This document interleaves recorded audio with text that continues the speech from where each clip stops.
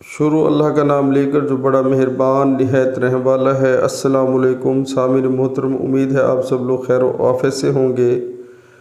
گناہ کے گناہ ہونے کی اس سے بڑی دلیل اور کیا ہو سکتی ہے کہ اسے چھپ کر کرنا پڑے۔ سبحان اللہ۔ پیارے مسلمانوں، جو گناہ ہوتا ہے وہ ایک شیطانی کام ہے جو ہمیشہ ہم کرنے سے پہلے ڈرتے ہیں اور اسے چھپ چھپ کر کرتے ہیں، لیکن انسان کو یہ معلوم ہونا چاہیے کہ اللہ تعالیٰ ہم جہاں بھی چلے جائیں، چاہے کہیں پر بھی دنیا کے کونے میں چلے جائیں، ہمیں اللہ تعالیٰ دیکھ رہے ہیں اور جو ہے وہ ہمارے گناہ جو ہیں وہ کاؤنٹ ہو رہے ہیں۔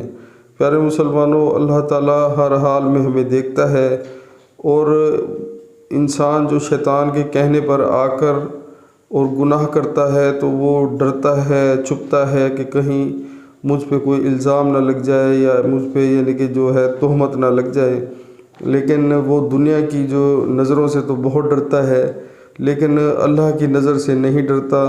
اس کے دل میں یہ خوف نہیں ہوتا کہ بھی اس کو اللہ تعالیٰ بھی دیکھ رہے ہیں۔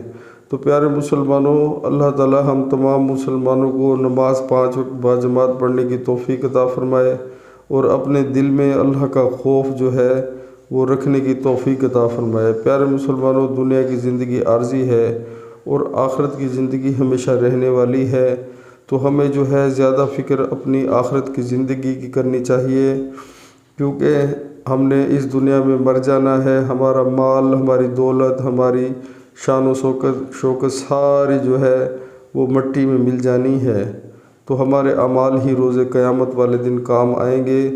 تو ہمیں جو ہے اس چیز کے بارے میں سوچنا چاہیے، دنیا میں اپنا ٹائم ویسٹ نہیں کرنا چاہیے۔ اللہ تعالیٰ نے ہمیں جو موقع دیا ہے، زندگی، صحت عطا فرمائی ہے، تو ہم اللہ کے آگے جھکتے کیوں نہیں؟